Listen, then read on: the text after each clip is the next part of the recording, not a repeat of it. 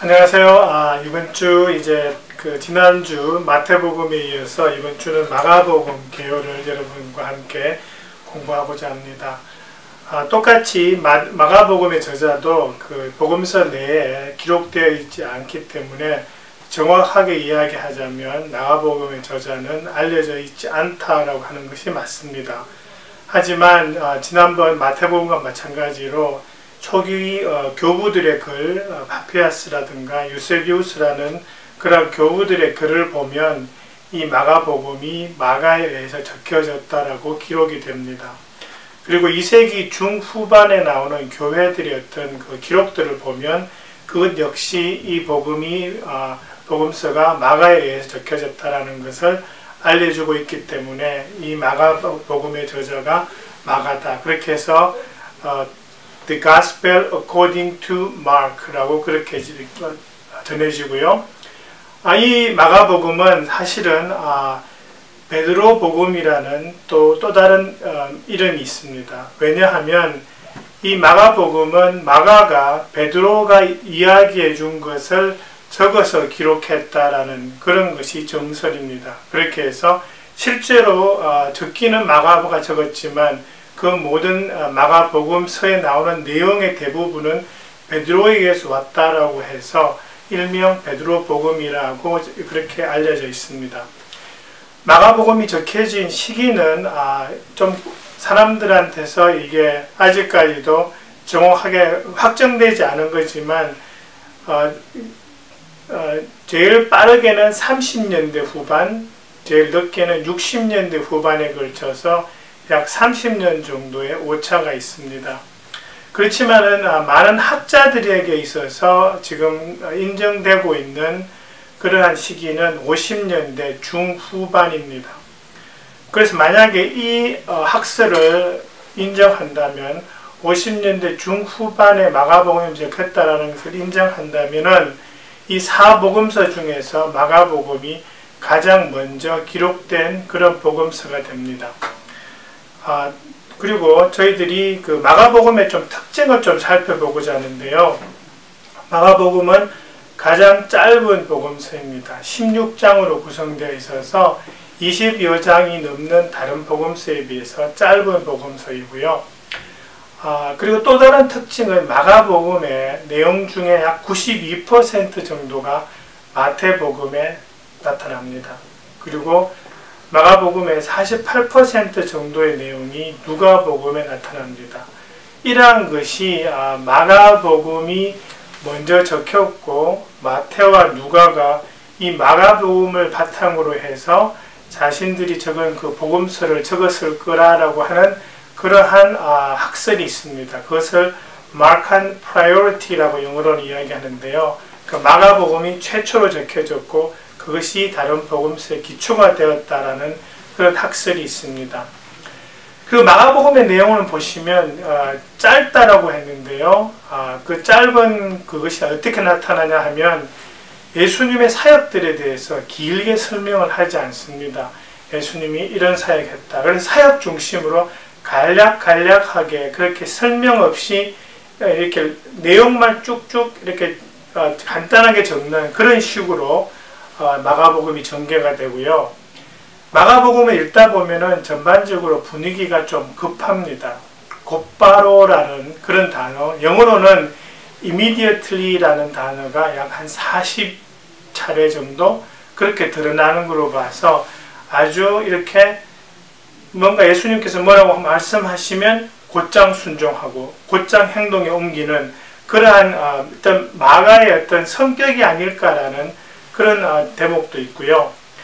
마가복음의 끝부분이 있습니다. 마가복음 16장 9절부터 20절 사이에 보시면 이것이 마가복음의 긴 끝맺음이라고 하는 부분인데요. 이 부분이 없는 고대 사본들이 많습니다. 사본 중에 좀 이런 사본 중에는 이 부분이 없는 사본이 좀 있고요. 그래서 아마도 이것이 원본에는 없었는데 복사하는 과정에서 사람들이 첨가하지 않았을까라고 하는 그런 의견들이 있습니다. 그래서 저희 성경책도 보시면 마가복음 16장 9절부터 20절은 이렇게 길게 큰 괄로로 묶여져 있는 것을 보실 수 있습니다. 그 이유가 바로 이 부분이 어떤 사본에는 있고 어떤 사본에는 없고 라고 하는 부분 때문에 그렇습니다. 근데 이것이 과연 그럼 성경이 아닌가? 그 부분에 대해서도 의견이 분분하지만 많은 학자들이 인정하는 것은 좀 이런 사본들 중에 이 부분이 있는 사본들이 있는 걸로 봐서 그 당시 사람들이 이것이 예수님께서 하신 말씀이라고는 인정했다고 하는 그런 학설들이 주종을 이루기 때문에 저희들이 성경책에 넣고 공부하고 하나님 말씀으로 받아들여지는 데는 그렇게 큰 문제가 없을 것으로 보입니다. 또 하나는 이 마가는 예수님의 사도가 아닙니다. 그죠? 그리고 신약 성경은 대부분 예수님의 사도나 예수님을 직접 대면한 사람들에 의해서 적혀졌습니다. 사도라든가 예수님의 가족이라든가 하는 그런 분들이 신약 성경을 적었는데요. 그러니까 신약 정경이 있습니다. 지금 저희들이 사용하고 있는 성경에 포함되어 있는 그러한 책들, 마태복음부터 요한계시록까지 그러한 책들을 저희들이 정경이라 그러죠. 27권, 그죠? 근데 이 정경에 포함되려고 하면 예수님의 사도나 예수님과 함께 사역을 했던, 직접 대면했던 사람들에 의한 글로 이것이 이루어지는데, 그럼 마가는 어떻게 된 거냐? 마가가 예수님과 함께 사역했다라고 하는 분명한 증거는 없습니다. 하지만 제가 아까 말씀드린 것처럼 이 마가복음의 모든 내용이 예수님과 함께 사역했던 베드로로부터 왔다라는 것이 정설이기 때문에 이 마가복음이 신약 성경의 정경에 포함되는데 아무런 무리가 없습니다.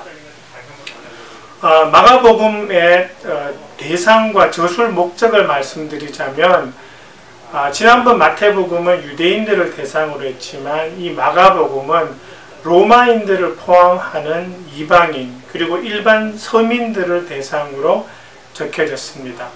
1장 1절을 보시면 예수님께서 하나님의 아들이라는 것을 분명히 명시하고 시작하는데요. 그것이 하나의 목적입니다. 예수님이 하나님의 아들이시다. 그리고 전반적인 내용은 누구나 예수님을 믿고 제자가 되어서 복음을 전파하는 그러한 역할을 감당할 수 있다는 것을 강조하는 내용들이 이 마가복음이 되겠습니다. 마가복음의 구성을 보면 크게 두 갈래로 이렇게 나눌 수가 있습니다. 1장부터 8장까지, 8장 26절까지, 그리고 8장 27절부터 16장 8절까지, 그리고 아까 말씀드린 것처럼 16장 9절부터 20절까지는 있는 사본도 있고 없는 사본도 있기 때문에 그냥 정식으로 나누자면 그렇게 두 부분으로 나눌 수가 있고요. 8장 26절까지의 내용은 하나님의 아들, 능력의 구세주 예수님, 그런 주제를 가지고 전개가 되고요. 마태복음과 비슷하게 처음에 이제 사역을 준비하시는 단계, 광야에서의 예수님, 그 다음에 초기 갈릴리의 사역에 대해서 한 3장까지 나오고, 그 다음 4장부터 8장까지는 갈릴리 바다 근처에서의 사역을 많이 다루고 있습니다. 그 다음 8장 27절부터 넘어가면 베드로의 고백이 나오면서 고난받는 예수님을 다루고 있고요. 그 다음에 이제 예수님께서 예루살렘으로 가시는 그 과정에서 하신 그 사역들을 한 10장까지 다루고 있고, 그 다음에 예루살렘 성전에서의 사역을 13장까지 다루고, 그 다음에 예수님의 십자가 사건과 부활에 대해서 16장 8절까지 그렇게 다루고 있습니다. 마가복음에 있어서 신학적인 주제는 마태복음과 거의 비슷하지만 첫 번째 제일 먼저 강조되는 부분이 제가 여러분 그 목장 식구들께 나누어 드리는 그 부분에서는 오른쪽 그 박스 안에 세 가지 성경 구절을 나누어 드렸는데, 그것이 마가복음 1장 1절, 그 다음에 3장 11절, 그 다음에 15장 39절입니다. 그 내용이 뭐냐 하니까 예수님은 하나님의 아들이시다라는 건데, 마가에 적혀지고, 그 다음에는 귀신이 예수님이 하나님의 아들이라는 것을 시인하는 장면이 3장 11절이고요. 그 다음에 예수님 죽고 난 그 십자가에서 돌아가실 때 옆에 서 있던 그 센츄리언 천부장이 그 고백하죠. 이분은 진짜 하나님의 아들이시다. 그렇게 해서 마가와 귀신과 그 로마 군인에 의해서 예수님이 하나님의 아들이시라는 것이 인정되어지는 그러한 부분들이 마가복음의 첫 번째 신학적인 주제가 될 수 있고요. 마태복음과 비슷하게 하나님의 나라 킹덤 오브 갓이 이제 언급이 되고 하나님의 나라에 대한 비유가 역시 나오고 있습니다. 그 다음에 지난번에 제가 예수님께 사용하신 그 인자라는 표현에 대해서 말씀을 드렸었는데, 여기에서도 인자라는 표현들이 마가복음에 많이 나오긴 합니다만, 특별히 제가 한번 이 마가복음에서 인자라는 부분에 대해서 좀 이야기해 드리고 싶은 것은, 예수님께서 인자라는 표현을 사용하실 때에 속죄 제물로 십자가의 고통을 당하시는 그 부분에 있어서 인자라는 표현을 자주 사용하셨습니다. 특별히 마가복음에서. 그래서 인자라는 것이 마태복음에서 말하는 것처럼 이 다니엘서에서 나온 그렇게 하나님으로부터 이 세상의 모든 권세를 받은 구세주로서의 인자라는 표현도 있겠지만, 이 마가복음에서는 인류의 죄를 위해서 오셔서 대속의 죽음을 당하신 희생 제물로서의 예수님, 그리고 그 죽음을 상징하는 그러한 인자로서의 표현이 마가복음에는 많이 등장하고 있다는 것이 약간 다른 그런 부분이 되겠습니다. 또 하나는 마가복음에서는 여러분들이 읽다 보시면 마가가 예수님의 사도들에 대해서 약간 좀 비판적인 듯한 그런 인상을 주는 그런 대목들이 있습니다. 그러니까 예수님께서 이런 말씀을 하셨고 이런 사역을 하셨는데, 제자들 마지막으로 그러니까 신학적 주제에 있어서 제가 한번 말씀드리고 싶은 부분은 예수님의 진정한 제자가 된다는 게 무슨 의미인가 하는 부분입니다. 마가복음엔 다른 복음서에 비해서 예수님의 사역을 따라다니던 제자들이 예수님의 진정한 실체를 잘 깨닫지 못했다라는 것을 나무라는 듯한 느낌을 주는 그러한 대목들이 좀 있습니다. 예를 들어서 예수님께서 말씀하신 비유를 잘 이해하지 못한 제자들, 예를 4장 11절에서 13절 같은 대목, 그 다음에 33절에서 34절 같은 대목 보면 예수님의 제자들이 예수님이 말씀하신 그 비유들을 제대로 깨닫지 못했다. 또는 예수님께서 능력을 주셨는데, 귀신을 쫓아내는 그런 능력을 주셨는데 그러한 것을 제대로 발휘하지 못했다.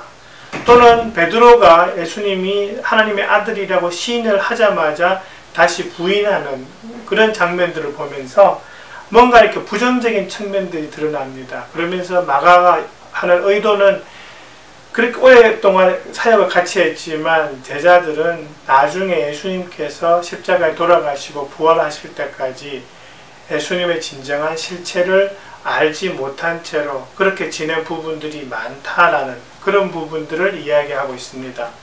그러면서 대비가 되죠. 예수님 이 땅에 오셔서 우리를 위해서 십자가에 돌아가신 그 예수님, 3년간 모든 공생애에서 사역을 하신 그 예수님과 예수님을 따라는 다니지만 예수님을 제대로 이해하지 못한 그 제자들, 이 두 부류가 대비가 되면서 제자들의 어떤 무능을 꼬집는 그런 대목들이 나오지만 그것이 목적이 아닙니다. 제자들의 무능을 꼬집기보다는 그러한 제자들과 함께 있으면서도 그들을 인도하시고 이끌어 가시고 자신의 사역을 꾸준히 해 나가시는 그 예수님을 대비시키는 거죠. 그러면서 이 이방인들에게 지금 하고 있는 말은 뭐냐 하니까, 예수님의 제자들을 보는 것이 아니라 그러한 제자들도 인도하시고 이끌어 가시던 그 예수님을 지금 부각시키고 있는 그러한 대목이라고 보시면 맞습니다. 그래서 우리가 한번 이 마가복음을 보면서 다시 한번 생각해 보고 싶은 것은, 우리도 이제 예수님을 통해서 구원을 얻고 제자가 되었는데 과연 우리는 어떠한 제자가 되어야 할 것인가를 한번 생각해 보는 그런 시점이 되었으면 좋겠습니다. 과연 우리에게는 분명히 예수님의 모든 사역을 적은 성경책이 있고 그 성경책을 읽으면서 우리는 어떠한 제자가 되어야 하는지를 우리가 알 수 있습니다. 그죠? 그 당시 예수님을 따라다니던 12사도들은 그렇지는 못했습니다. 나날이 조금씩 새롭게 알아가던 그런 제자들의 모습이죠. 그런 면에서 우리가 어떠한 면에서는 아주 큰 이점이 있는 유리한 입장에 있다고 볼 수 있는데요.